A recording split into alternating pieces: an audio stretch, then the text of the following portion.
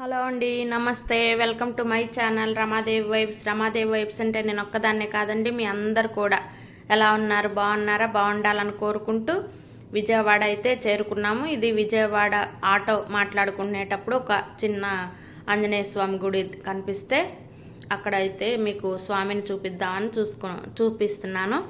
ఇంకా విజయవాడ అయితే వచ్చేసాం కదండి. ఇదంతా తెలియని వాళ్ళు ఎవరు లేరు. అమ్మవారి గుడి విజయవాడ అనేది.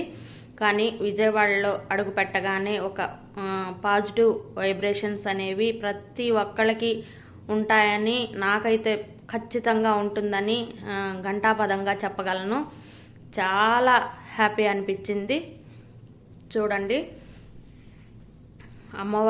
అమ్మవారిని చూడడానికి, అమ్మవారి దర్శనం కోసం తప్పిస్తున్నాను.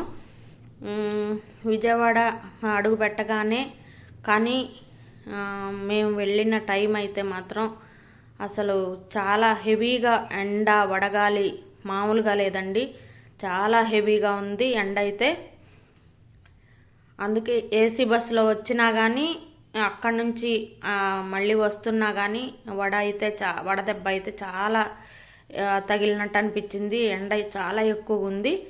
అమ్మవారి దగ్గరికి నదీ స్నానానికైతే మేము ప్రిపేర్ అయ్యి వచ్చామండి. ఇంటి దగ్గర నుంచి నదీ స్నానం చేద్దామని చెప్పేసి, అంటే కొన్ని ఇయర్సే అయిందని చెప్పొచ్చు నదీ స్నానం చేయడానికి. అంత క్రితం నదిలోకి వెళ్ళి స్నానం చేసేవాళ్ళం. అప్పటి నుంచి ఇంతవరకు నదీ స్నానం అనేది చేయలేదు అమ్మవారి దగ్గర. ఇప్పుడు ఖచ్చితంగా ఈరోజు సండే రోజు వెళ్ళాం కాబట్టి చూడండి, జనాలు కూడా చాలామంది హెవీగా ఉన్నారు. ఎప్పుడు ఇంత ఎక్కువగా ఉండరేమో అనిపించింది.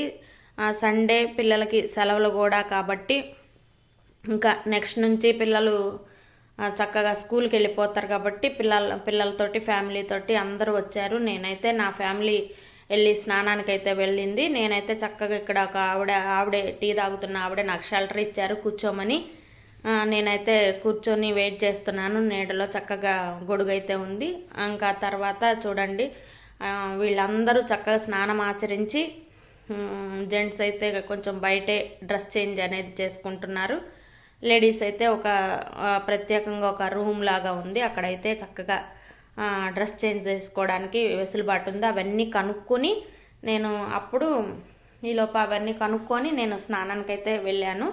చూడండి, ఇలా స్నానం చేయడం ఫస్ట్ టైం అండి. ఇలాగా అంటే ఎప్పుడు నది లోపలికి వెళ్ళి చక్కగా పసుపు ముఖానికి అంతా రాసేసుకొని అలా చేసేదాన్ని ఇంతకుముందు. ఇప్పుడు ఇట్లా ట్యాప్లు ఇవి పెట్టిన తర్వాత ఇదే ఫస్ట్ టైం నేను స్నానం ఆచరించడం అయితే అమ్మవారి టెంపుల్ దగ్గర. చాలా అసలుకి నాకైతే హ్యాపీ అనిపించింది ఫుల్. ఆవిడ కొంచెం బాటిల్కి వాటర్ పట్టిమన్నారు. అమ్మవారి నీళ్ళైతే నదీ జలం అయితే పట్టిమన్నారు. ఇంటికి తీసుకెళ్తారు కదా, అందుకోసం బాటిల్ నింపి కొంచెం ఇవ్వమన్నారు. ఆవిడ బట్టలు తడిచిపోతాయని చెప్పి ఆల్రెడీ నేను తడుచున్నాను కాబట్టి కొంచెం పట్టివ్వండి అంటే పట్టిచ్చేసాను. ఇదిగోండి, నేనైతే ఇలా స్నానం అయితే చేస్తున్నాను. ఇంకా మా వాళ్ళు పిలిచినా కానీ నేనైతే రావట్లేదు. అంత హ్యాపీగా ఉంది నాకైతే. ఇంకా నదిలోకి వెళ్ళి అయితే ఇంకా సాటిస్ఫైగా, అంటే ఇప్పుడు సాటిస్ఫై అయ్యాను.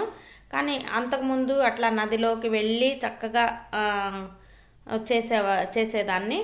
ఇప్పుడైతే ఇలాగా సన్నగా దారులు ఇలా వస్తూ ఉంటే అక్కడ మన ఇష్టము. జెంట్స్ అటువైపు చేస్తారు, లేడీస్ అంతా ఇటువైపు చేసుకోవచ్చు. మన వెసులుబాటుని బట్టి చేసుకుంటున్నారు అందరూ. అలాగే నేను కూడా చక్కగా స్నానం అయితే తడి బట్టల మీద ఇలాగా స్నానం ఆచరించాము. చాలా ఇయర్స్ అయిపోయిందండి ఇలాగ అమ్మవారు నదీ స్నానం చేయడం అనేది. చాలా సంతోషంగా అనిపించింది.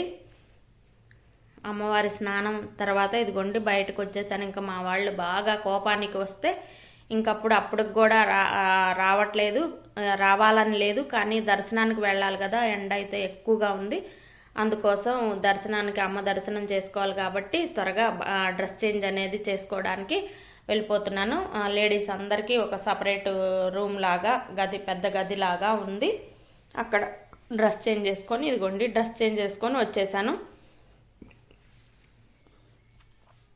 ఇంకా డ్రెస్ చేంజ్ అయిపోయిన తర్వాత అమ్మవారికి కొబ్బరికాయ పువ్వులు అవన్నీ కింద తీసేసుకున్నాము.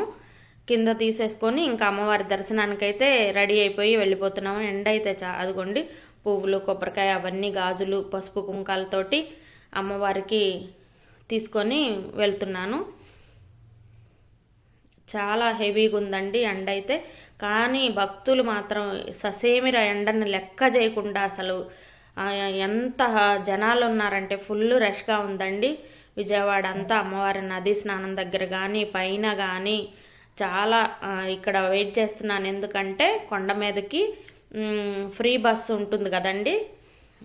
ఎప్పుడు అంత క్రితం ఎప్పుడైనా కానీ వెహికల్ మీద ఏదో ఒక వెహికల్ మీద కొండ మీదకి అనేది వెళ్ళేవాళ్ళం, లేదు నడుచుకుంటూ వెళ్ళేవాళ్ళం. ఇప్పుడైతే బస్సులో వెళ్దామని చెప్పేసి వెయిట్ చేస్తున్నాను. వీళ్ళందరూ కూడా బస్సులో వెళ్ళడానికే వెయిట్ చేస్తున్నారు. కానీ చాలా ఎక్కువ టైం అయితే వెయిట్ చేసామండి బస్ కోసం. కార్లు వెళ్ళొచ్చు, ఆటోలు మాత్రం వెళ్ళట్లేదు కొండ మీదకి. కార్లు వెళ్ళొచ్చు, ఫ్రీ బస్సులు అమ్మవారి బస్సులు ఉంటాయి కదా అవి వెళ్ళొచ్చు. ఇదిగోండి బ్యాక్ సైడ్ అంతా గాజులు శారీసు మళ్ళీ పసుపు కుంకుమ అవన్నీ అమ్ముతారు, అందరికీ తెలిసిందే. ఇదిగోండి బస్సు అయితే ఎక్కేసాము. బస్సు అయితే ఎంత మంది కిక్కిరిసిపోయారు నిలబడి కూడా. అంతమంది మాకైతే ప్లేస్ దొరికింది. అమ్మవారికి తెలుసు నేను కష్టపడి కాదు ఇష్టంతో వస్తున్నాను ప్రేమతోటి అని నాకు అయితే కొంచెం అమ్మవారు దయతోటి ప్లేస్ అయితే దొరికింది. బస్సులో కూర్చుండిపోయాను. చాలా హ్యాపీ అనిపించింది. చాలా చిన్నపిల్లలు పెద్ద పిల్లలు అందరూ పెద్దవాళ్ళు అందరూ చూడండి ఎంతమంది. బస్సు నిండిపోయినా కానీ ఇంకా అంత హెవీగా ఉంది. గాలి కూడా కొంచెం ఆడనంత బస్సు అంత హెవీగా ఎక్కారు అందరూ. ఎందుకంటే ఎప్పటికో కానీ వస్తుంది బస్సు, అందుకోసం అని.